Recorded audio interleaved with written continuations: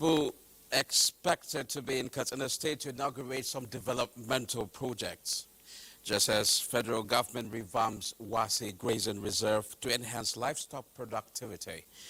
This and more on Panorama this afternoon. I am Musa Abubakar.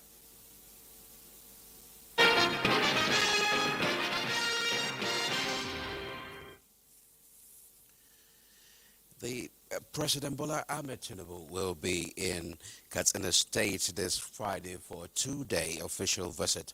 During the visit, the president will meet with key stakeholders to assess the security situation in the state. Suleiman Kodogi reports. 1999, this is the best gunman we have seen. Now that the president is coming to Katsina State, we are hoping that some of the problems we have in Katsina will be taken into consideration. Malam Dukorada, the governor of Katsina, he has done everything for us. If you look at Katsina for now, you will see many things that we achieve. The presidential visit will feature the inauguration of Katsina Eastern Bypass, a significant project which spans from Dutema Road through Kanu and Daura roads and hence at Yandaki in Keta local government area of the state. The project is expected to decongest the city, reduce travel time, and boost socio-economic activities in the state. The president is also expected to inaugurate the State Agricultural Mechanization Center, aimed at repositioning the agricultural sector of Katsina State. The Mr. President visit will mark his first official engagement to Katsina State since he assumed office in 2023. Suleiman Kodogi, NTA News.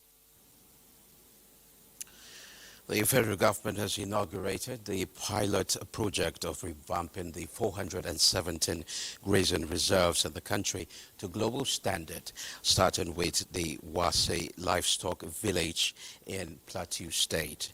Yusuf Jika reports that the project, in collaboration with Plateau State government, is poised to bring to an end the long-age farmers-herders clash and enhance livestock productivity.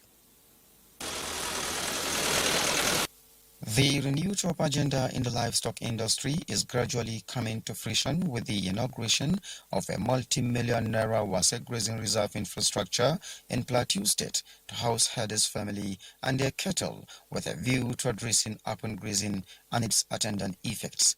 This, the Minister Idi Mukhtar Meha says, it will improve productivity and enhance economic fortunes within the value chain. To demonstrate that this is doable under the renewed top agenda of Mr. President Bola Ahmed Tinubu. Here we have come with a model that encompasses, apart from the housing for the families of the herders, there is also going to be massive cultivation of pasture. There will be a lot of development of earth dams for dry season irrigation of pasture, so that when the animals are here, they will have no reason to leave this place for purposes of looking for greener pasture. We also want you to support the president and also your governor, who is very much committed to seeing that this thing works. The initiative today is to show the commitment of the government at all levels. A cross-section of community leaders and livestock farmers commended the foresight of the present administration in the quest to revive the Wase Grazing Reserve.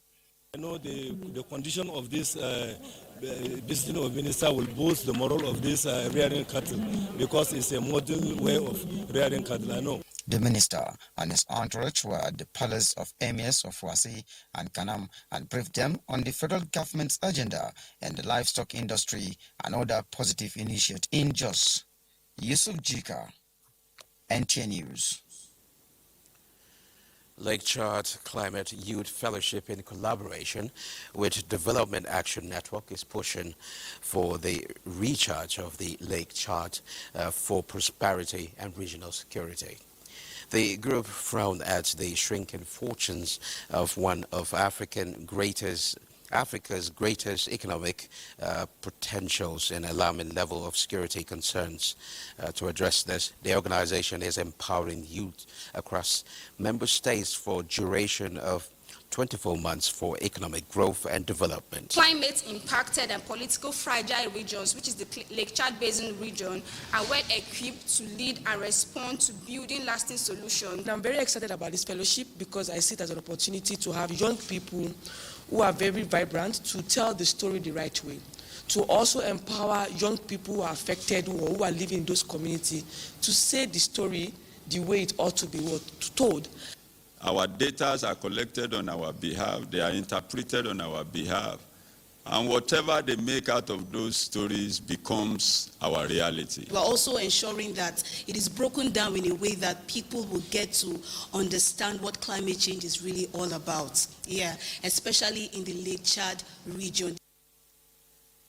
The stakeholders are also appealing for enhanced security and collaborative efforts in order to boost trade and stimulate economic growth, especially now that most people have fled the region for fear of attacks by Boko Haram and other criminal syndicates.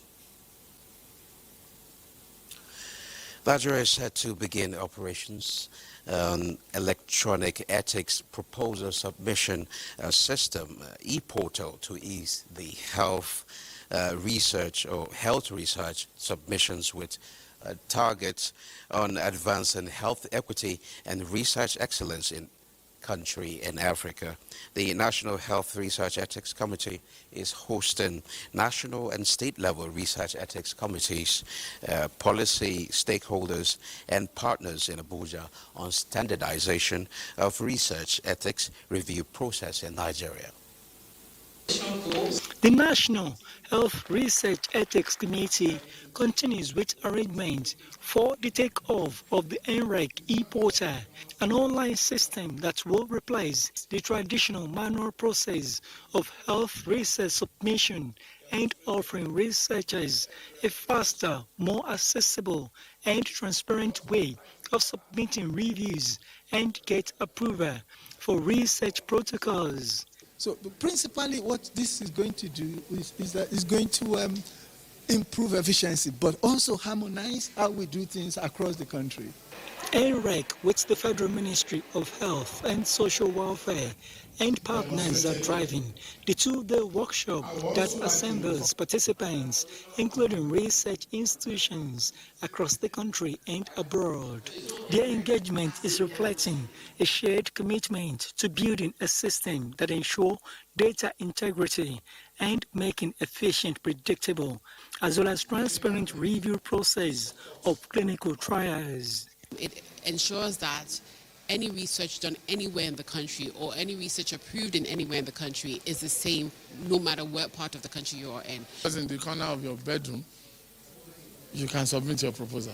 You don't need to start calling from wherever you are. Development partners commend Nigerian government's commitment to strengthening research governance. In Abuja, Olusheye Adiagbo, NTA News. Infrastructure is fundamental to socio-economic development. This explains why the present administration is keen on rehabilitating and constructing durable roads that are germane to the nation's economic growth development. Minister of Works David Umahi stated this while touring ongoing rehabilitation and construction of roads in Lagos State. Larry Bele reports. At both Ido and Marina bridges, the minister informed the contractors rehabilitating the bridges to come up with a method statement on days the bridges will be closed to the populace for Lagos residents to receive adequate information on alternative routes at least 7 days before work commences. On the Independence Bridge, you remember that the minister says that he will come back after 3 weeks of rehabilitation works to know if there will be more work to be done on the bridge, and discover that the work they've done then is still okay and perfect, so no more rehabilitation work on Independence Bridge. I want to declare that the work we did through the special grace of God and God's wisdom is now declared to be a permanent work. No more any other kind of work on this particular spot. However, the boat carriageway will have to be resurfaced. So the minister is right here at the Lagos-Calabar road, and the main thing is that the 20 kilometers of this road is built to be inaugurated on May 29th by the president this year, and the minister is here to check on the level of work done, because the target must be met. Let me state that this project is over 70% done, and so the contractor has not gotten funds up to 70%, and that's why I call them people that have set their mind towards nation building than making money. So we are very, very happy. David Umahi used the opportunity to visit the frontier of the Lagos-Calabar Coastal Highway construction. In Lagos, Lanre Beleyi, NTA News. Now, realizing President Tinubu's vision in education via NELFUN, the vision of, I beg your pardon, the vision of President Bola Tinubu towards providing access to education and opportunity to acquire knowledge in tertiary institutions, irrespective of financial status among Nigerian students, is succeeding across the country. This came to the fore at a one-day awareness campaign aimed at promoting students' understanding of the federal government student loan scheme in Cross River State. Paul Abel reports. The Nigerian Education Loan Fund, NEL Fund, was instituted by President Bola Tinubu at inception of office to ease the financial burden of students who may find it difficult to pay school fees and upkeep at school. The NEL Fund team visit to Cross River State and at the Cross River State University appeals to students to take advantage of the opportunity, as the application process is easy, transparent, inclusive, equitable, interest-free, and payable after 2 years of NYSC service. 500,000 people have engaged.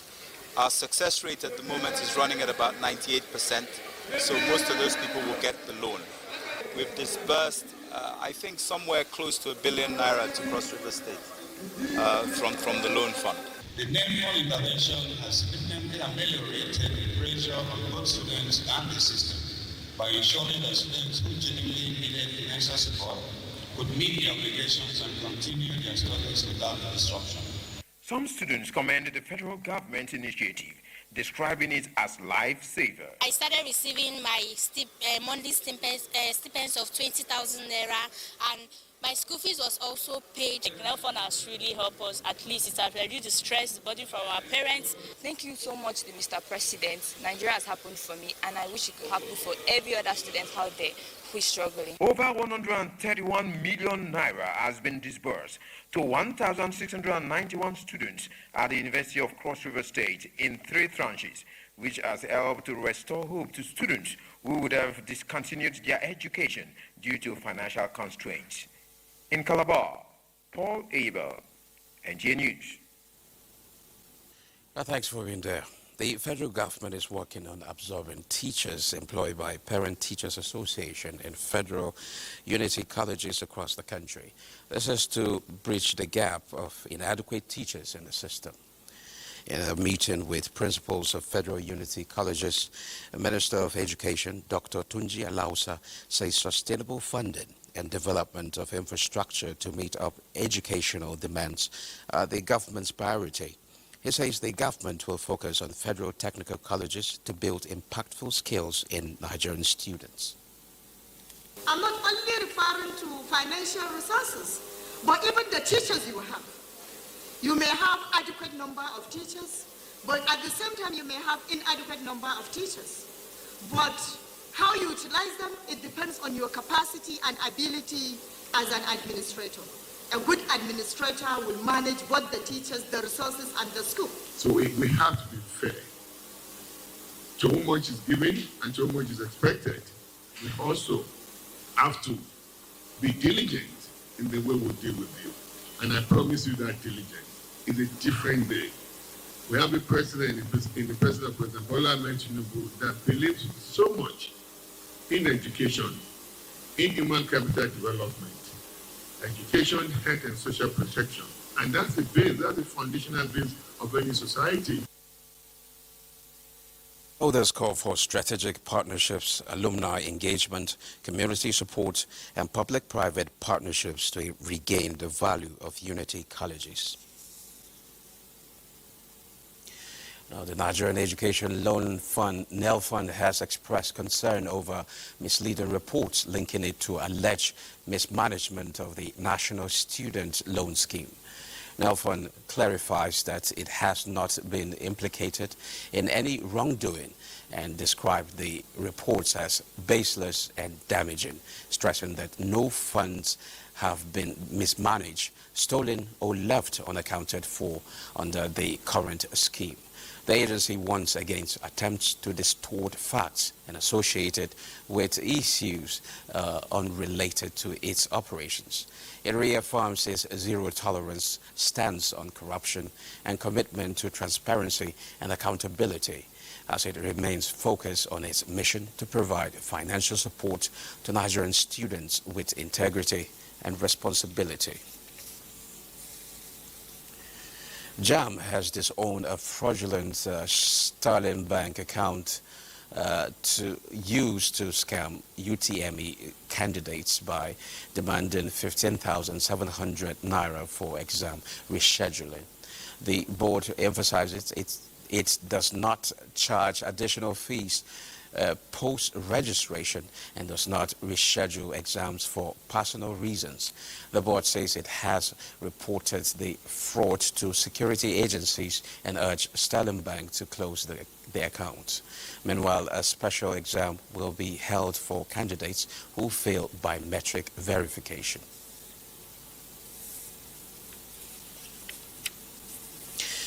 Now, the ECOWAS Parliament has ended its localized session in Banjul, the Gambia, with a renewed vigor in ensuring that the Sahel state rescind their decision to the regional bloc. ECOWAS Parliament correspondent Muhammad Rabiu Ali reports that this was the consensus of the members with other resolutions not made public. Days of series of meetings are now over in Banjul on the impact of withdrawal of Mali, Burkina Faso, and Niger from the ECOWAS bloc. Deliberations focus on the daunting challenges confronting the West Africa sub-region, especially with the withdrawal of 3 member states. The free trade movement, custom, political, and security impact of the situation.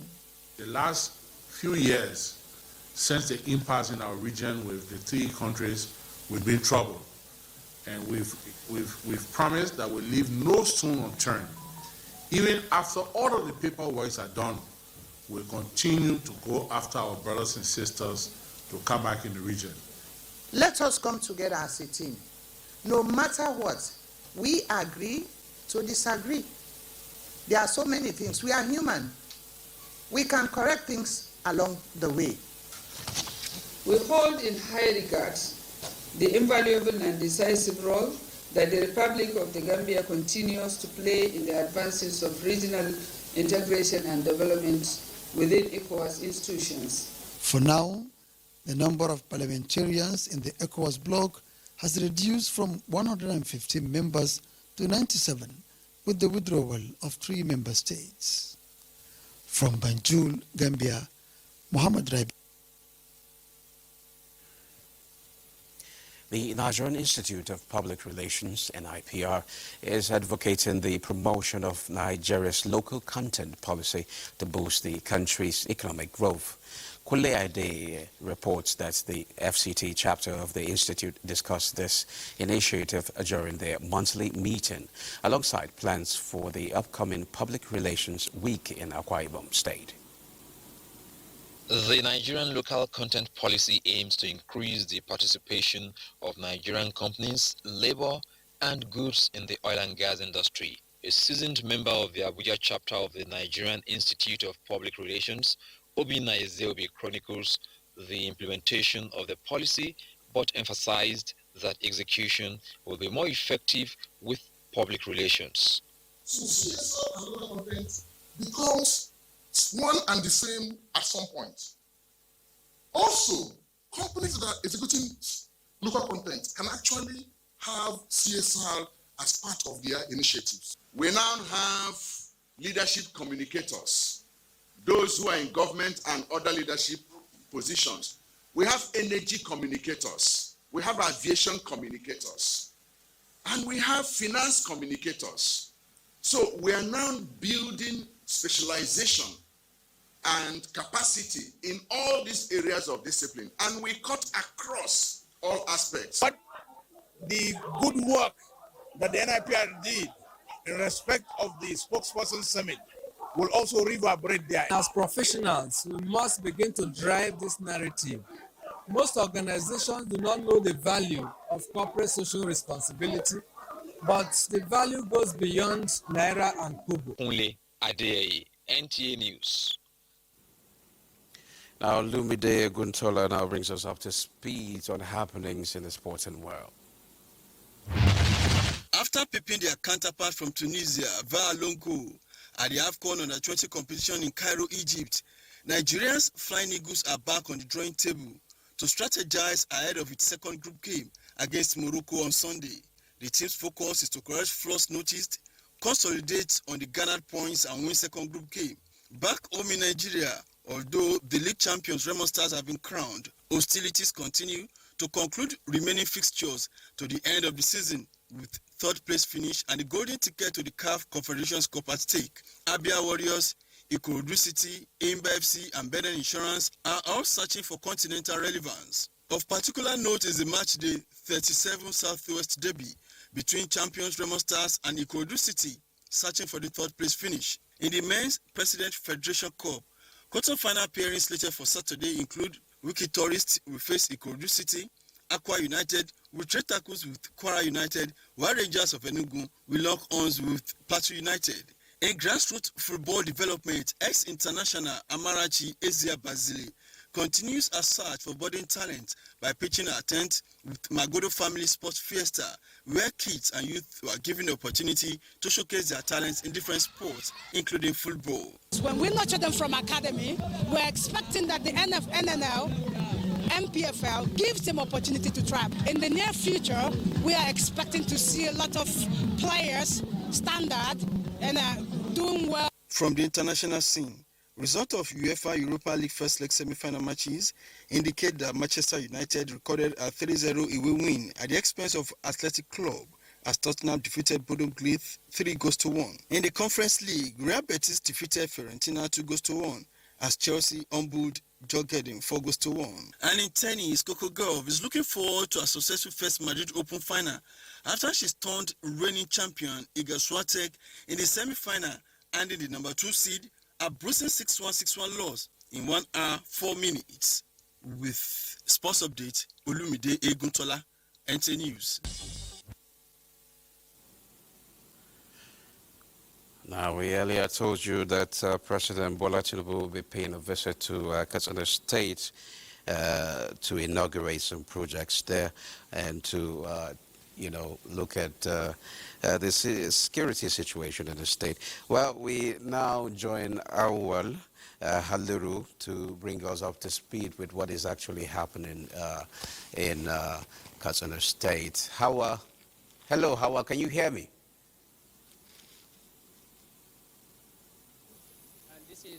Katsina. Yes, President Bola Ahmed Tinubu is set to visit Katsina State to inaugurate key infrastructure projects in the state initiated by Katsina State Governor Malam Duko Umaru Rada. The projects set for inauguration include the Katsina Agricultural Mechanization Center, which is designed to boost agricultural production in the state to enhance food security, as well as 24-kilometer road spanning from Duzama Road to passing through this Kano Road and terminated at Enraki in Keta local government area. This is a landmark project, the first of its kind initiated by Governor Duko Umaru Rada.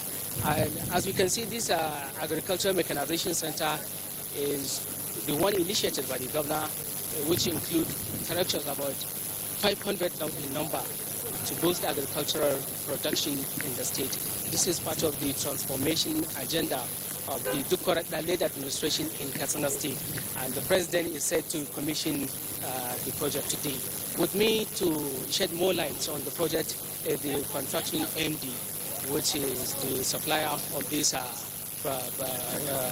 agricultural mechanization equipment. Sir, what can you say about Firstly, thank you very much for the opportunity to attend this interview. And then we are the Worker Nigeria Limited, and I'm currently the MD of the company. And also, we are the one to deliver this project. And this project cost around like 4 months, and actually we hit the record. And this project is not only focused on supply this equipment for the farming, but also we are target at raise the new generation of the skilled workers. So we already built a training center and also have a warehouse to keep as the spare parts to make sure this equipment will put into use and best enhance the food production and also help to the food prices. That is it. Thank you. I'm great, the President commissioning inaugurating the project.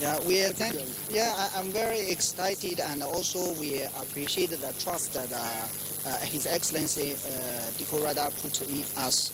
We really appreciate, and I think this project will best benefit the production activities of agriculture in the state, and it's our pleasure to do the work and deliver the project in this time. Thank you very much. Yes, that's the contracting MD, and this is what we can give you an update from Katsina State. Thanks for watching, and back to you in the studio. All right. Okay, thank you, Awal, for that update. Well, that concludes Panorama. Thanks for watching. Enjoy the rest of your day.